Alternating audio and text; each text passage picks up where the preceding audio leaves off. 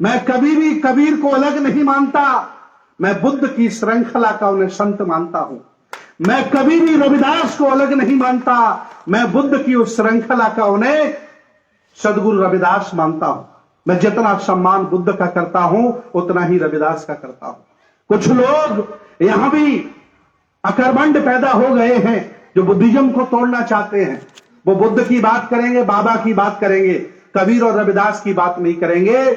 मैं तो कह रहा हूं कि बुद्ध से लेके अब तक जितने भी बहुजन समाज में नायक पैदा हुए हैं सभी हमारे हैं और हम सबका सम्मान करते हैं। हमें सबको जोड़ना है और जोड़ करके बामनों के साथ खड़ा होना, लड़ना है।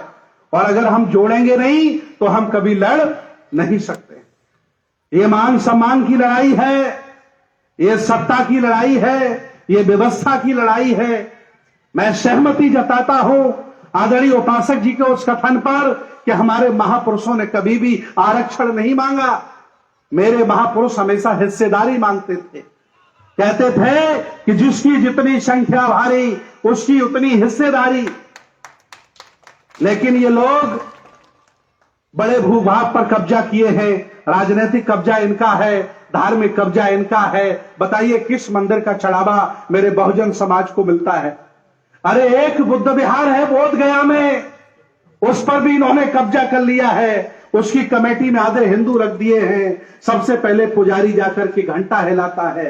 एक बुद्ध विहार तो कब्जा कर लिया। और मेरे लोग पहले जातियों में बटे थे, अब संगठनों में बटने लगे हैं। मैं कहता हूं ऐसे ही अगर बटते रहे तो तुम्हारे घर पर भी वो कब्जा कर लेंगे, तुम रोक नहीं पाओगे। एक मिसाल उन्होंने दी है बोध गया के मंदिर पर कब्जा करके। इसलिए आज हमें प्लानिंग नहीं करनी है, एक्शन के मूड में आना पड़ेगा। एक्शन के मूड में आना पड़ेगा। बहुत प्लानिंग कर ली, बहुत सोच लिया, हम ये करेंगे, ऐसे करेंगे, नहीं। अब वक्त बचा नहीं है, ओनली एक वर्ष बची है। 2025 में या तो आप 10 करोड़ लोगों को बौद्ध बना दो पूरे भारत में, या तो आरएसएस को हिंदू राष्ट्र बना लेने दो भारत में। दो ही काम होंगे, या तो वो अपना काम कर डालेंगे, या तो तुम अपना काम कर डालो। तीसरा कोई काम और होने वाला नहीं है। ऐसी स्थिति में मैं आज आपसे आह्वान करने आया हूं कि बुद्ध जहां जहां चले गए वहां समृद्धि लेके गए। वो जापान जो कई बार सुनामियों से उजड़ गया, वो जापान हिरोशिमा नागासाकी में अमेरिका ने बम गिराए, वो जापान आज भी आपको होंडा बेचता है, हुंडई बेचता है, निकॉन बेचता है, तोशिबा बेचता है, टोयोटा बेचता है। और आप जबरदस्ती धर्मगुरु बने हो भारत के, आपने सुई का आविष्कार तक नहीं कर पाया। मैं आज भी कहता हूं बाबा साहब के उन आंसुओं की तरफ देखो।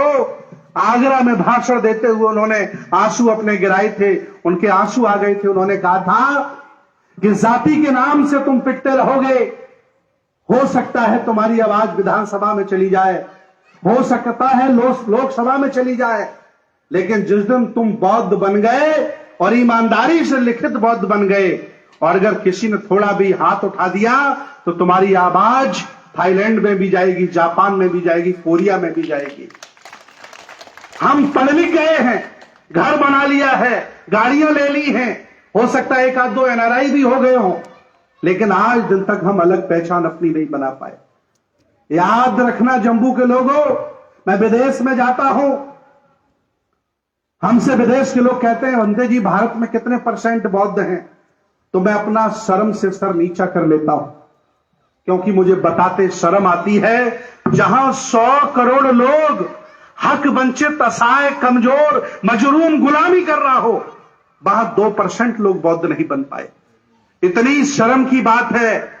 इसलिए मैं अब विदेश में तभी जाऊंगा जब भारत में 50% बौद्ध बना दूंगा। इसके पहले विदेश जाना मना कर दिया है। पूरे भारत में जगह जगह जाऊंगा, मैं अकेला नहीं हूं।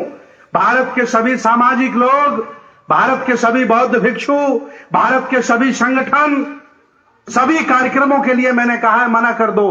कोई अब कार्यक्रम नहीं होगा, ना निजीकरण रोकने का कार्यक्रम होगा, ना आरक्षण देने का कार्यक्रम होगा। अब एक ही कार्यक्रम होगा, चलो बुद्ध की ओर, चलो धम्म की ओर, आओ घर लौट चलें। इसके अलावा दूसरा कोई कार्यक्रम नहीं होगा। बहुत पैसा हमने बर्बाद किया, बड़े बड़े आयोजन करके लाखों हमने फूंक दिए, कितने बौद्ध बने। इसलिए अब एक भी बहुजन समाज अगर पैसा करेगा तो उस पैसे का कार्यक्रम का नाम होगा आओ घर लौट चलें। ये घर आपका है। आप कोई असहाय, गरीब, छोटे नीच लोग नहीं हो। आप इस देश भारत के पुराने राजा महाराजा हो। इतिहास उठा के देख लो। आज मैं तुम्हारे ठंडे खून को गर्म करने आया हूं। अगर ये खून आपका 1 महीने तक गर्म रहा तो जम्मू में 1000 बौद्ध होंगे, और अगर खून कहीं ये गर्म 1 साल के लिए हो गया तो 1 लाख जम्मू कश्मीर में आप बौद्ध बना दोगे। इसलिए मैं आज आपका खून गर्म करने के लिए आया हूं। आज ये विशेष अवसर है। बाबा साहब ने जब 10 लाख लोगों के सामने नागपुर में दीक्षा ली, वो सब कुछ भूल गए, लेकिन वो तिथि नहीं भूले, सम्राट अशोक धम्म विजयदशमी। और आज उसी तिथि के उपलक्ष्य में जम्मू में ये कार्यक्रम हो रहा है। मैं आह्वान करता हूं पूरे जम्मू कश्मीर के लोगों से कि 2 महीने मेहनत करो और 2 महीने के बाद एक ऐसा कार्यक्रम करो जिसमें कम से कम 25,000 लोग घर वापस चलें। ऐसा कार्यक्रम करके दिखाइए। आप धन्यवाद दीजिए दिल्ली के लोगों को, आप धन्यवाद दीजिए लखनऊ के लोगों को, आप धन्यवाद दीजिए सूरत के लोगों को, आप धन्यवाद दीजिए बिहार के लोगों को, आप धन्यवाद दीजिए जयपुर राजस्थान के लोगों को, जहां सैकड़ों की संख्या में लोग बौद्ध बन रहे हैं और बहुत तेजी से बौद्ध बन रहे हैं। बाबा साहब की अंतिम इच्छा बौद्ध धर्म की ले लो दीक्षा। यह अभियान हमें अपने हाथों में लेना पड़ेगा, और अगर इस अभियान को अपने हाथों में हम नहीं लेंगे तो जो कुछ बाबा साहब के संघर्षों के बाद हमें मिला है वो मेरे हाथों से चला जाएगा, कोई बचाने वाला नहीं है। इसलिए मैं जम्मू कश्मीर के लोगों से आह्वान करता हूं कि यह कार्यक्रम प्लानिंग का मानिए, लेकिन आप प्लानिंग कर लीजिए। अब की बार बड़ा कार्यक्रम होगा तो कम से कम 25,000 लोगों को बौद्ध बनाने का कार्यक्रम आप लोग करिए। इसी के साथ साथ सम्राट कनिष्क के जम्मू में, जब सम्राट कनिष्क भारत के राजा हुए तो इतिहास बताता है उन्होंने पहली राजधानी अपनी जम्मू कश्मीर में बनाई। सम्राट हर्षवर्धन जब थानेश्वर के राजा थे उन्होंने भी एक महल जम्मू कश्मीर में बनाया था।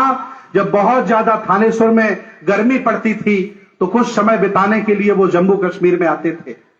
ये धरती साधारण धरती नहीं है, ये वीर पुरुषों की धरती है, बहादुरों की धरती है। आपके बनाए हुए रोड पर ये लोग चल रहे हैं। आपको पता है कि नहीं पता है? जो लोग भारत पर कब्जा किए हुए बैठे हैं, आप अगर एक दिन काम ना करो तो भारत ठप हो जाएगा, एक दिन गाड़ियां ना चलाओ तो भारत रुक जाएगा। आप अगर रोड न बनाओ तो रोडें कौन बनाएगा? आप अगर घर न बनाओ तो घर कौन बनाएगा? आपके पुरखों ने ये भारत बनाया है, आपका भारत है, और इस भारत को अपने हाथों में लोगे तभी ये भारत सोने की चिड़िया बनेगा। और अगर इन जालिमों के हाथ में आपने भारत दे दिया है और अब की बार फिर अगर जालिमों के हाथ में ये भारत आ गया तो अब की बार तो 10,000 विदेश भागे हैं, अब की बार 50,000 पैसा लेकर के विदेश भाग जाएंगे। वो छोड़ेंगे नहीं, कुछ भी नहीं छोड़ेंगे। इसलिए मैं आपसे आह्वान कर रहा हूं, और आज मैं इस कार्यक्रम के दौरान तथागत भगवान बुद्ध की बहुत छोटी सी कहानी की तरफ आपको लेकर चलता हूं। एक बार बासेठ नाम का ब्राह्मण, ध्यान से सुनिए, एक बार बासेठ नाम का ब्राह्मण भगवान बुद्ध से कहता है कि मैं मरना नहीं चाहता हूं, कोई उपाय बताइए। भगवान बुद्ध खुद सकते में पड़ गए कि यह आदमी परीक्षा ले रहा है, क्या कर रहा है। ब्राह्मण बोला कि मैं मरना नहीं चाहता हूं, कोई उपाय बताइए। और तथागत भगवान बुद्ध ने भी विचार करके उस व्यक्ति को समझाया और कहा कि हे बासेठ ब्राह्मण, इस संसार में जन्म लेकर के जो अपने लिए जीता है उसे मरने से कोई बचा नहीं सकता। हे बासेठ ब्राह्मण, इस संसार में जन्म लेकर जो देश के लिए, समाज के लिए, गौरव के लिए, विरासत के लिए जीता है, उसे दुनिया में कभी कोई मार नहीं सकता। भगवान बुद्ध ने कहा कि मरते वो हैं जो अपने लिए जीते हैं, जो देश और समाज के लिए जीते हैं, उनकी कभी मृत्यु नहीं होती। बताइए, एपीजे अब्दुल कलाम को कौन मारेगा? बाबा साहब को कौन मारेगा? सम्राट अशोक को कौन खत्म करेगा? सदगुरु रविदास, कबीर, इनको कौन खत्म करेगा? मृत्यु उनकी होती है जो सिर्फ अपने लिए जीते हैं भोगी, और वो कभी नहीं मरते जो देश और समाज के लिए जीते हैं। इसलिए आज मैं आपसे निवेदन करने आया हूं, और एक बड़ा सबसे निवेदन यह है कि अगर आप मुखर होकर के इस लड़ाई को अपने हाथ में नहीं ले सकते हो, तो जो लोग आपकी लड़ाई लड़ रहे हैं उनके हाथ मजबूत करिए। आप लोग, उनको कोई तकलीफ ना हो, उनको कोई परेशानी ना हो, उनके हाथ मजबूत करने का काम करिए। यह भी एक लड़ाई है। देश भारत में जो बनिया है उसके हाथ में सत्ता नहीं रहती है, लेकिन हिंदू धर्म को चलाने का पूरा काम बनिया ही करता है। पता है कि नहीं पता है? वो आराम से चुपके से अपना पैसा भिजवा देता है कि आप अपना काम करते रहिए, मैं पैसा भिजवा दूंगा। अरे आप मुखर होकर के मैदान में नहीं आ सकते हो, और आप अपनी ताकत से या बाबा साहब के आंदोलन से इस लायक बने हो, तो आप आर्थिक सहयोग भी हमारे उन लोगों का करते रहिए जो कम से कम आपके आंदोलन को चला रहे हैं। ये बुद्ध विहार बन रहा है, यहां सहयोग करिए। बनते सुमित रत्न पूरे भारत में प्रण ले लिया है, बैठूंगा नहीं एक भी दिन जब तक 10 लाख लोगों को बौद्ध, 10 करोड़ लोगों को बौद्ध नहीं बना दूंगा, और 3 लाख लोग बौद्ध बन चुके हैं। ऐसा कोई राज्य नहीं, ऐसा कोई शहर नहीं जहां कार्यक्रम नहीं लगे।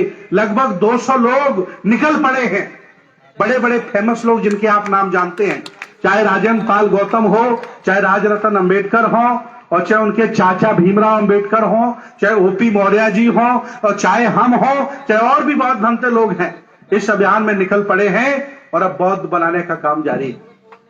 आज आप लोगों ने कश्मीर की, जम्मू की पावन धरती पर यह आयोजन रखा, मुझे बहुत खुशी हुई। कम से कम आप लोगों ने मेहनत करके बैठने लायक, वंदना करने लायक, रुकने लायक एक जगह बनाई, एक बहुत बड़ा काम है। इसी के साथ साथ तथागत भगवान बुद्ध का एक स्लोगन है, चरख भिक्षवे चारिकांग, बहुजन हिताय बहुजन सुखाय लोकानुकंपाय। उन्होंने कहा था कि गांव गांव, नगर नगर, शहर शहर जाइए और जाकर के अपनी विचारधारा के लोग तैयार करिए। तो मैं चाहता हूं आप लोगों से कि आप लोग अध्ययन भी करते रहें और समय निकाल निकाल करके इस विचारधारा का प्रचार भी करते रहें। मुझे पूरा विश्वास है ये भारत आपका है, आपका ही रहेगा, इन चोरों के हाथ में कभी जाने वाला नहीं है, मुझे पूरा विश्वास है। और मैं इतना बड़ा विश्वास लेकर 1100 किलोमीटर से चलकर आपके जम्मू में आया हूं, और मैं अब अभियाजन आप लोगों से चाहता हूं, क्योंकि आप लोग यूट्यूब के माध्यम से तमाम हमारे वीडियोज आप लोग सुनते रहते। कौन कौन हमारे वीडियो सुनता है? देखिए, सभी लोग वीडियो सुनते हैं, और उसको लाइक शेयर करते रहिए। जितने भी हमारे यूट्यूबर हैं भारत में, उनको थोड़ा थोड़ा दान देते रहिए, ताकि यूट्यूबर बेचारे चलते रहें। ये टीवी वाले आपके दुश्मन हैं, ये अखबार वाले आपके दुश्मन एक भी नहीं दिखाते। ये कम से कम यूट्यूबर हैं जो आपकी लड़ाई लड़ रहे हैं। और मुझे पूरा विश्वास है कि आज के कार्यक्रम के बाद जम्मू में परिवर्तन आएगा। जब भी आप मुझे बुलाएंगे, मैं हमेशा तैयार रहूंगा, आपके बीच में खड़ा रहूंगा और आपके बीच में प्रचार करूंगा। गांव गांव चलिए, वहां भी चलूंगा। और देखिए, इतनी छोटी, मुझे मालूम था छोटा ही कार्यक्रम है, लेकिन आपका मनोबल नहीं तोड़ा, क्योंकि एक वक्ता आपका मनोबल तोड़ चुका था। मुझे लगा कि अगर मैं भी मना कर दूं, मैं सूरत जा रहा हूं, बड़ा कार्यक्रम और 50,000 लोग दीक्षा ले रहे हैं, मेरी परसों फ्लाइट है, लेकिन आपका दिल टूट जाएगा। कहेंगे एक तो भंते जी को बुलाया, इंदू को बुलाया, कोई नहीं आया। लेकिन मैंने कहा मैं आता हूं आपके बीच में, आपकी हौसला अफजाई करूंगा, और जितने हमारे पुराने राजा महाराजा हैं इनको सबको एक बार झकझोरूंगा, और फिर इनमें जो खून ठंडा हो गया गर्म होगा, और मिलकर के हम भारत को संभालेंगे। राजनीतिक लड़ाई, सामाजिक लड़ाई, धार्मिक लड़ाई, आर्थिक लड़ाई, मान सम्मान की लड़ाई कोई और लड़ने नहीं आएगा, आपको स्वयं अपनी लड़नी पड़ेगी। ये जिम्मेदारी आपको उठानी है। बहुत बहुत धन्यवाद आपका, बहुत बहुत साधुवाद। नमो बुद्धाय, जय भीम, इंकलाब जिंदाबाद।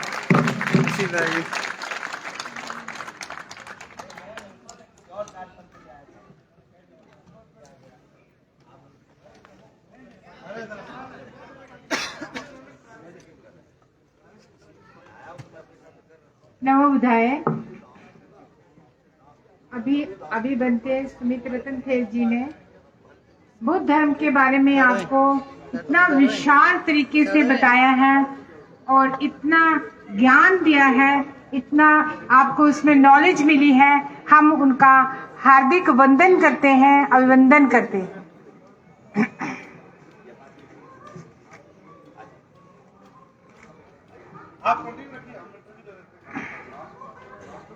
नहीं, दो ने एक मेरा